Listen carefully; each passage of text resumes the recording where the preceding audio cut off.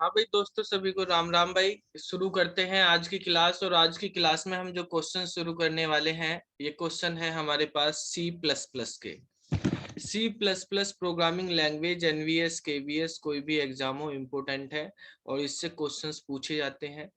तो ये सी plus plus है। ऑब्जेक्ट ओरिएंटेड फीचर्स से रिलेटेड कुछ क्वेश्चंस हम यहाँ डिस्कस करेंगे। पहले क्वेश्चंस है हमारे पास इनहेरिटेंस के, कुछ क्वेश्चंस है फाइल के।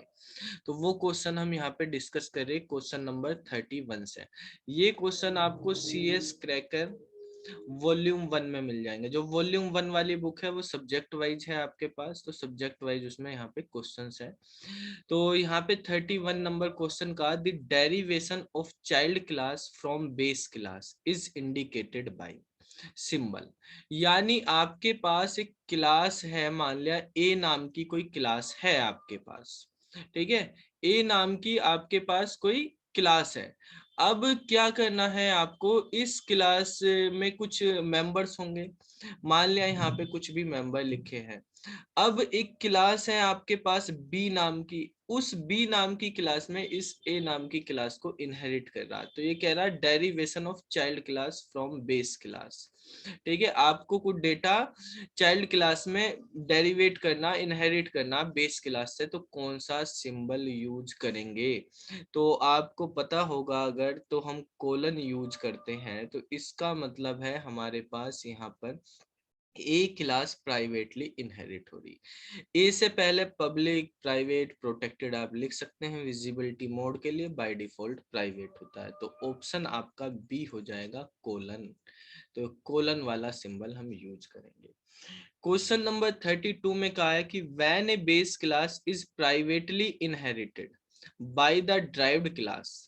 ठीक है, जैसे हमने यहाँ पे प्राइवेटली इनहेरिट किया है ड्राइव्ड क्लास में, तो देखो यहाँ पर आप इसको ऐसे समझ सकते हैं कि अगर मेरे पास एक क्लास है, यहाँ पर ए नाम की एक क्लास है, ठीक है। उस ए नाम की क्लास में कुछ मेंबर इस तरह से डिफाइन है।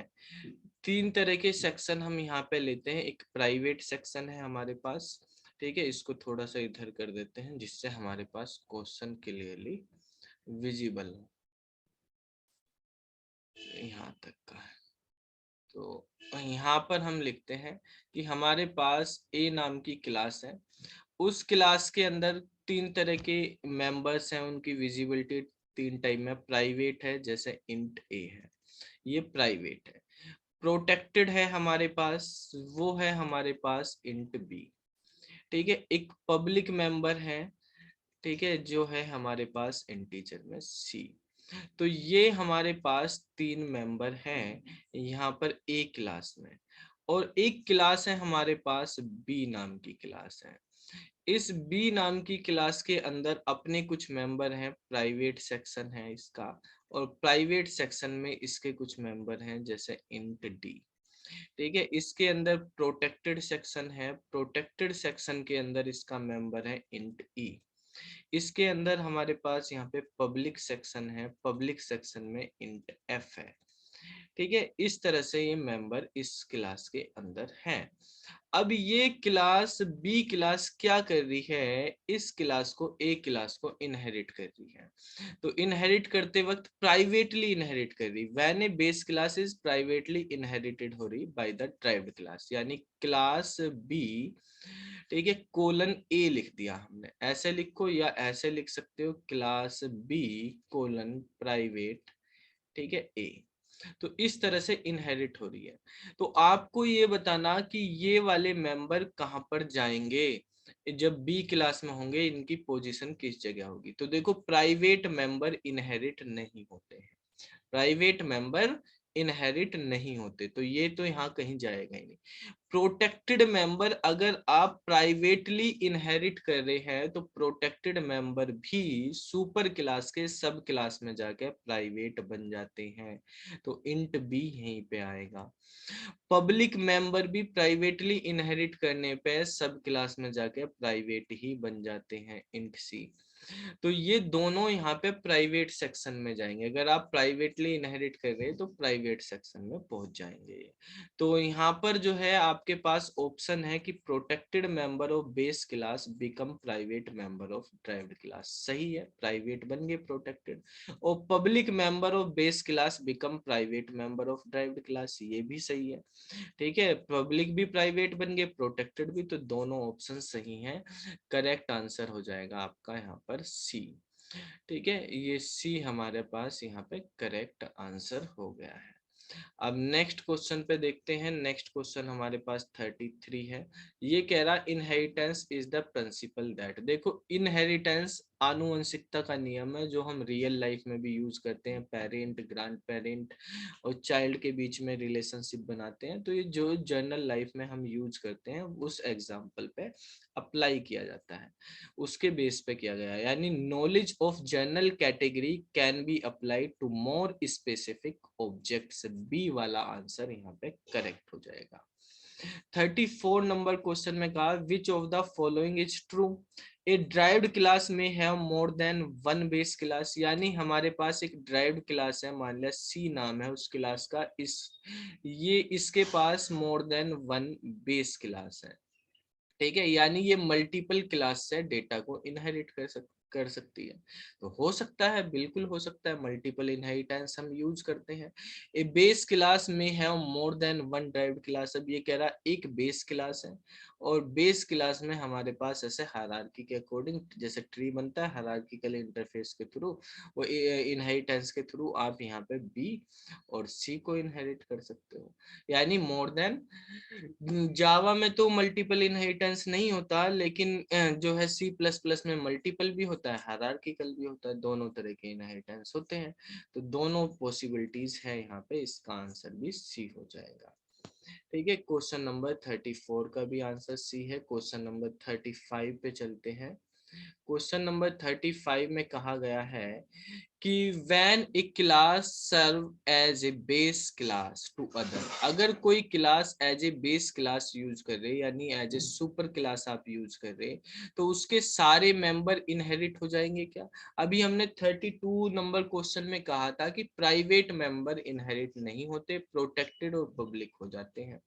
तो बी ऑप्शन में कहा है all its member are inherited except for any private member, तो प्राइवेट मेंबर को छोड़ के बाकी इनहेरिट हो जाएंगे। ये कह रहा है एक्सेप्ट प्रोटेक्टेड, प्रोटेक्टेड तो हो जाते हैं। ठीक है, और ये कह रहा कि सारे के सारे हो जाते हैं, सारे तो नहीं होते। None of its member inherit, इसका कोई सा भी मेंबर इनहेरिट नहीं होता, ऐसा तो होता नहीं, पब्लिक और प्रोटेक्टेड हो जाते हैं, प्राइवेट नहीं होते, तो बी आंसर हो जाएगा। तो ये 5 क्वेश्चंस हमारे पास इनहेरिटेंस से रिलेटेड थे। अभी हम 5 क्वेश्चंस जो हैं पढ़ेंगे यहाँ पे फाइल से रिलेटेड। ठीक है, तो फाइल हैंडलिंग है उसमें फर्स्ट नंबर क्वेश्चन ये 36 वाला, इसमें कहा है कि if we create a file IF stream, IF का मतलब इनपुट फाइल स्ट्रीम, ठीक है, इनपुट के लिए हम यूज करते हैं, तो then the default mode of the file, तो जब हम इनपुट के लिए यूज करें IF स्ट्रीम तो उसका डिफॉल्ट मोड इन होगा, iOS इन मोड में उसको आपको ओपन करना पड़ेगा C++ के अंदर।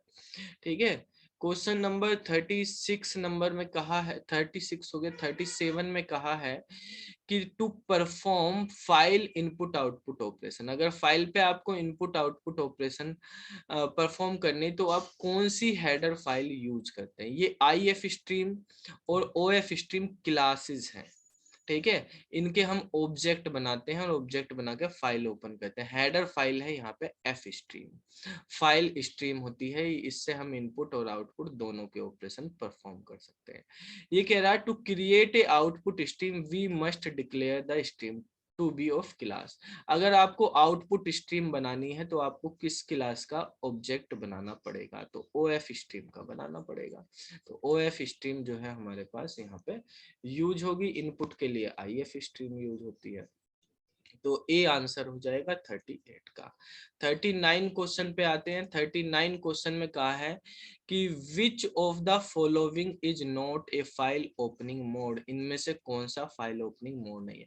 फाइल को अगर राइट मोड में खोलना है, आउटपुट मोड में, तो आउट यूज करते हैं, इनपुट के लिए इन यूज करते हैं, अपेंड के लिए अपेंड यूज करते हैं, टर्नकेट के लिए टर्न यूज करते हैं, टर्नकेट नहीं होता, खाली टर्न यूज करते हैं, तो ये आपका गलत लिखा हुआ है, तो यही आंसर हो जाएगा, नोट पूछा है।